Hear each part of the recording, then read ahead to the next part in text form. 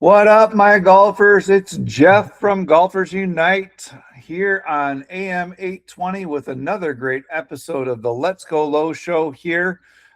We are back with our Caddie Corner, and our guest, Mike Hicks, Payne Stewart's caddy, is joining us for the Caddie Corner once again. So we are ready to rock. And actually, Mike was back on the bag this recently and went to Mexico to help out a friend on the Corn Ferry tour. Mike, that is awesome. You hung up the bag for a while. You had an opportunity to help out a friend, and you picked up the bag and went to Mexico. Why don't you tell us a little bit about that journey? Well, thanks again, Jeff, for having me. When I agreed to do it, it was about a couple of weeks before the actual tournament. So I was like, oh my gosh, man, I was in such bad caddy condition. Let's just put You it weren't that way. ready for that? I hadn't done a lot of walking. Let's put it that way. So I decided, okay, well, I got a couple weeks. So I started going to my club, and I play 9 holes carrying my own bag. I did that, I don't know, half a dozen times. Started going to the Y, and I try and do 4 miles in less than an hour, which is a pretty good clip. So I did. I got my legs, fairly strong, and I was very surprised when I got down there. We did the practice round. Well, we played a few holes on Monday afternoon late, and then we played 18 Tuesday, and then we played what did we play? 9, 10, 11, 12. We played 13 holes on Wednesday. So by Wednesday, I was feeling pretty good. I had my legs, felt good, and I made it through Thursday, Friday, no problem. Even though it was very hot, I did hydrate quite a bit before I went down there. So I was hydrated. But Saturday, Sunday, they went to twosomes. Now, in a 2-ball, it's a fast pace. So that one, Sunday night, I was very, very tired after the weekend. I made it through, no problem. Kept up. At least I felt like I did. I mean, we never got time, so I guess I kept up. But yeah, it was a great experience. It's good seeing some of the guys that were on the PGA Tour when I was out caddying. Yeah. Are now working on the Corn Ferry. So I got to see some familiar faces, see some guys I hadn't seen in a long time. And, it was great to be back in the competition. Sure. We're talking with Mike Hicks. Mike is the special guest of the Let's Go Low show here with Golfers Unite every Saturday morning on the Big 8, AM 820.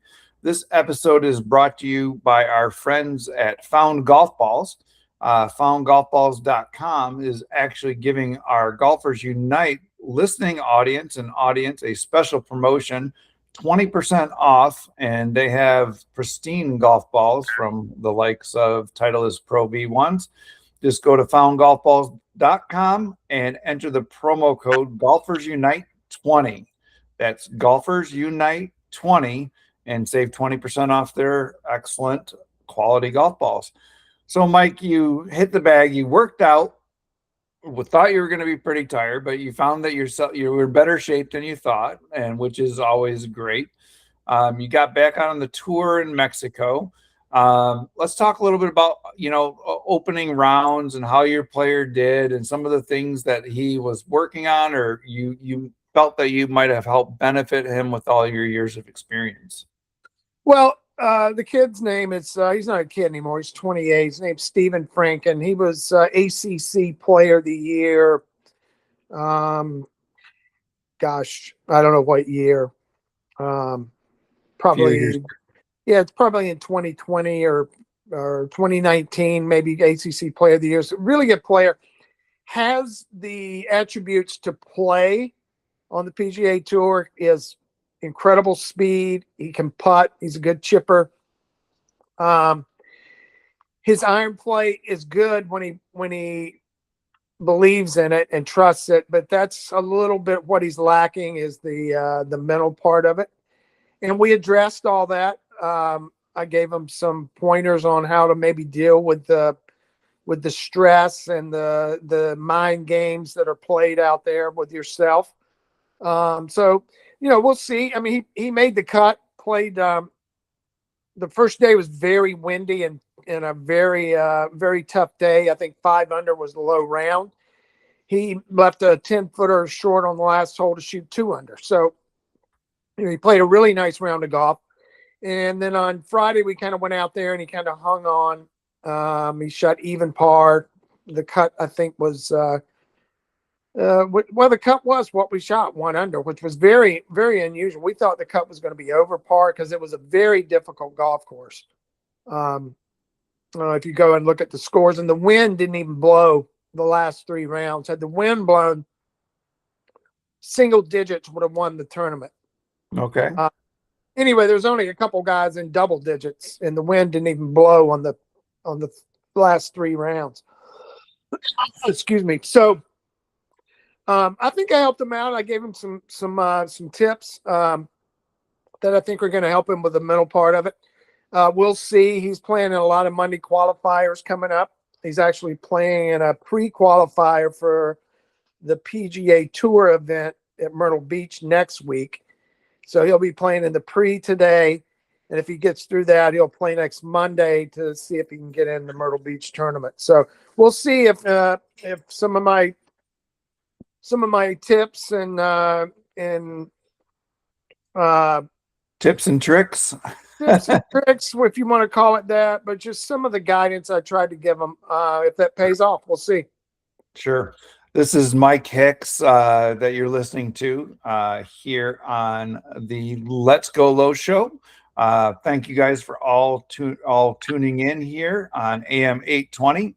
Mike is known for being Payne Stewart's caddy, especially winning the 99 US Open. He was on the bag. Lots of experience. We're talking about a recent time he was on the bag, and it's been a little while since Mike's been on the bag, but he was on the Corn Ferry Tour in Mexico recently. This episode is brought to you by our friends at AMAC, the Association of Mature Adult Citizens. It's amac.us, and our friends at foundgolfballs.com. If you want 20% off on a new to you golf ball that is in excellent quality shape, go to golfersunite.com, or you can go right to foundgolfballs.com and enter the promo code golfersunite20. So again, we appreciate you listening. We're going to bring you great deals all the time. So Mike, those mental tricks and working through mental things, I guess as an amateur golfer, and as a professional golfer, so they're so laser focused on what they're doing. How would you compare a pro level or Corn Ferry level player's mindset to, maybe someone that's like a 10 handicap that loves the game, that works on it and tries to work through it. But and then maybe what are a few of those tricks or tips that you would recommend that they go through in their thought process when they're out playing? Well, playing good golf is all about repetition, right? Repeating your golf swing, you're repeating your putting stroke, repeating good technique, right? So the mental part of it is no different. So what I told Steven had a very good routine when he got to the green. He did the same thing every time. And I picked right up on that. But when it got to T2 green, tee shots, second shots, chip shots, his routine was all over the place. So now Payne Stewart was one of the first PGA Tour players that ever used a sports psychologist. This was 1990. He started with Dick Coop. Actually, 89, he started with Dr. Coop, I think it was. Might have even been 88 he started with him. And Dr. Richard Coop was a sports psychologist at the University of North Carolina at the time, working with NASCAR drivers, punters, all types of athletes. But golf was his Payne was his first subject as far as golf went.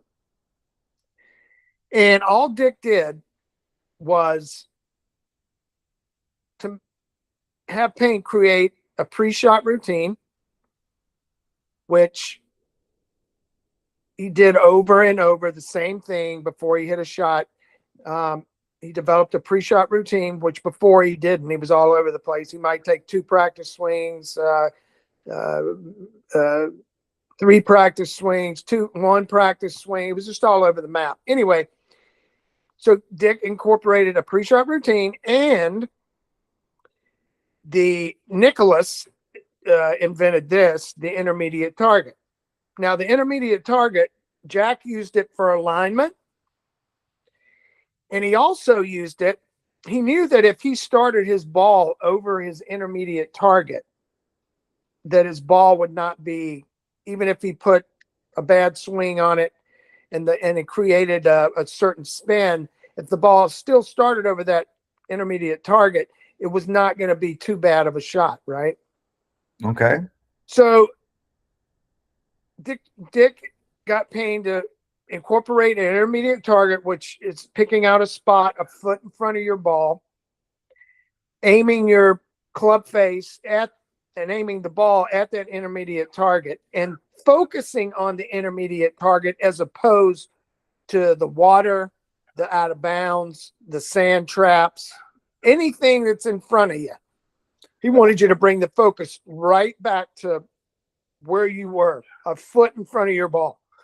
Yeah, because you really don't have much choice after it clears your club, so it doesn't really matter. No, right. So Payne had trouble. Sense. Payne had trouble with what was ahead out in front of him, and this small little thing, and I truly believe this, and I will till I die.